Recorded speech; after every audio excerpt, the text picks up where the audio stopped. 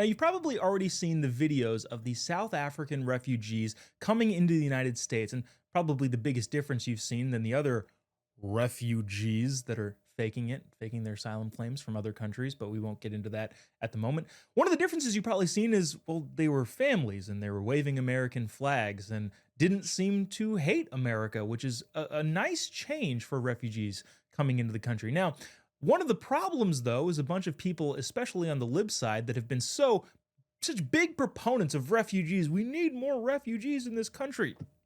Totally hated the refugees coming in from South Africa, probably because they're white and everybody sees everything through the lens of race on the lefty side of the aisle, and that made them very, very upset. Let's bring our panel back in. I want to set this up. There's Bo and Harrison here. Now, the whole idea that, well, is because they're white, there's not actually any sort of danger in South Africa. That's the argument being made from the people who were so pro-refugee about 10 minutes ago, and now all of a sudden are very upset about this. Let me play you this clip. This is a guy named Julius Malema.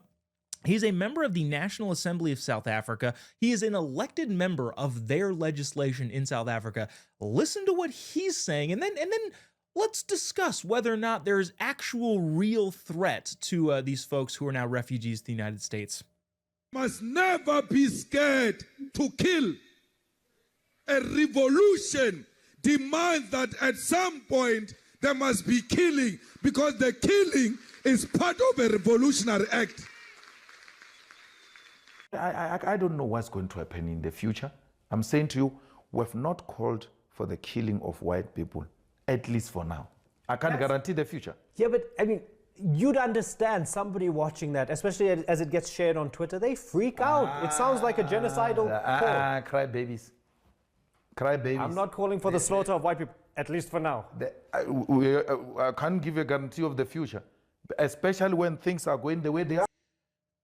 Bo, I'm curious, if the mayor of the town that you lived in said, hey, look, we're not going to commit a genocide against people with names like Bo, with facial hair, and we're not going to do that. We're not going to do that, at least right now. Would that instill confidence in you, the at least right now? Or would you maybe think, yeah, I might be in some danger here?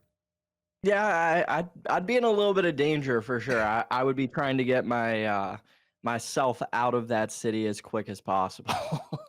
Yeah. It's fascinating to see the juxtaposition there. Harrison, it was nice seeing refugees come into the country who actually looked like they might love this country and be thankful to the president. Now, we're talking about like 70 people as opposed to the tens of millions that came in under the previous administration. They were waving flags. They loved it. I don't know. What are your initial thoughts? Is it warranted? Is it justified? Should the people who were screaming about how many refugees we'd love, who are now silent, pound sand? Listen, I don't want any refugees, to be fair. But that being said, caveat, they seem like some of the most legitimate people to have a claim to asylum. And they're literally getting pulled out of off their farms and getting murdered. So they seem chill. It's just like polite sort of German people, right? Aren't they kind of Germany, Afrikaners? Well, So, culturally speaking, yeah, you may have a little bit more laid back thing. Again, the views of the guests may not reflect the views of the show. Bo, so this guy's a member of the Economic Freedoms Fighters. He's the founder and leader of that. It's a communist political party that generally wears like military style uniforms. Again, is that concerning to people who? Well, first of all, imagine if that was something here. Imagine if somebody in any side of the American political system were calling for this sort of stuff, dressing the way this guy does. I feel like that would be concerning. Yeah, 100% it is concerning. But to go to the main point on Donald Trump and the Democrats hating it, they hate it because there's no longer the narrative of Donald Trump is anti-immigration, Donald Trump is a racist. You can't make that claim anymore when he is bringing over refugees.